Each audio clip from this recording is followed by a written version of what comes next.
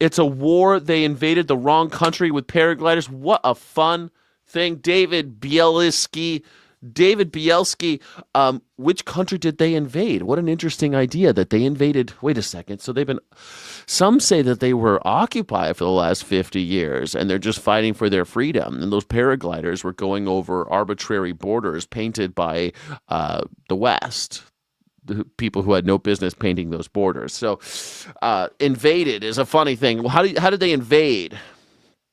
Anyway, a small group of people did do some damage, did a horrible thing on October 7th. No doubt about that. You can condemn both. You can condemn both October 7th and the ethnic cleansing of all Arab people. Are you saying, by the way, David Bielski, that because somebody did something bad, that means an entire ethnicity should be wiped out and we should kill tens of thousands of children? Is that what you're saying? Does that justify it?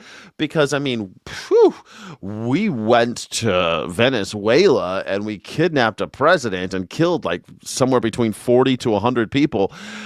Does that mean that my kids could be killed by Venezuelans now? They're open game? Is that what that means? I think that's what you're saying. Is that what you're saying? What do we think about Midas Touch? Let's talk about Midas Touch in the Afterglow. If you're a member, we'll talk about it in the Afterglow. I'd love to talk about Midas Touch later. All right, here's AOC.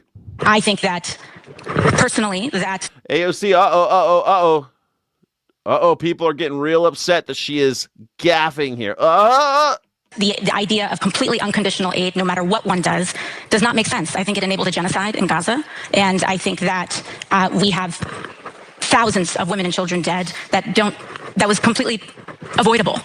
That was Democratic Congresswoman Alexandria Ocasio-Cortez. Okay, so what do you think? See, I think that if she just said ethnic cleansing instead of genocide, I mean, the thing about Munich, right? I feel like some cultural awareness, some situational awareness goes a long way. Like, you can't go to Germany and talk about genocide. They know genocide. They are well aware of genocide in Germany, you know?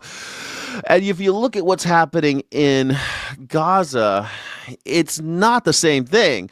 Nowhere near the same numbers, nowhere near the same methods, nowhere near the same support from the government. Like, it's a very different situation is my point. So that's why I think it's clearly a textbook example of ethnic cleansing and not genocide. But that's a whole other thing. Let's see. David Bielski says bombs don't see color. Yeah, possibly we better watch it here in the United States. Okay, then it's interesting. Then you are defending the actions of Osama bin Laden, right? Because we had military bases and we were invading Saudi Arabia in many ways. And in his demand letters, the main thing was get the hell out of Saudi Arabia. America said no. And then the World Trade Center happened. I mean, allegedly. You could, if you accept the standard narrative of events unfolding in 2001. But if you accept the standard narrative, it sounds like if you're defending ethnic cleansing in Gaza because of October 7th, I guess you're defending Osama bin Laden's actions on September 11th because of our involvement in Saudi Arabia, Iran, and et al. Let's just say et al. So we sound real pompous. Speaking on a panel at the Munich Security Conference, and since she called a genocide exactly what it is, a genocide, well, that drew the ire of individuals who provide cover for Israel's genocide. So before we get to more details on the story, including those who are losing their minds over what AOC had. And the Young Turks, man, with their whole, like, even the way they say genocide, like they're trying to get a rise out of you, bro.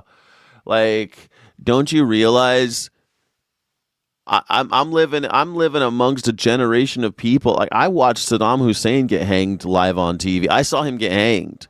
I saw people get their heads cut off during our occupation of Afghanistan and Iraq.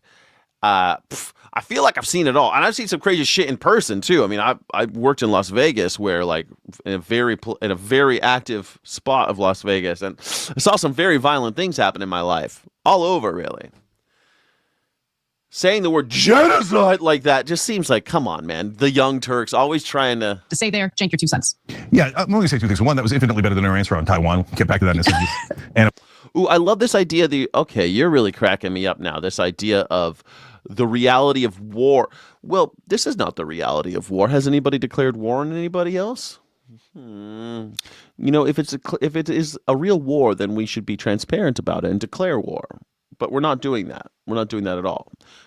We are carrying out clandestine missions, willy-nilly bombing raids, and we're basically Israel's rent-a-cop at this point, and the people have nothing to say about it. There's nothing you could do about it. They're just going to do it no matter what you say. So it's not war. Your representatives, the people, your representative in Congress, in Washington, D.C., they have no say. They really can't do anything about it, which means that you are powerless, which means the executive branch is now unitary, and they're plenary. They have plenary powers at this point, and you have none. You have no power. So you call it the reality of war, but really you're just coping. Who benefits by you thinking like that? Who benefits when you say things like, oh, this is just the reality of war? The people don't benefit by your myopic vision of what's going on there. Agreed. Apparently involved in controversy over it today, and I don't know if you saw that. There's some articles about that.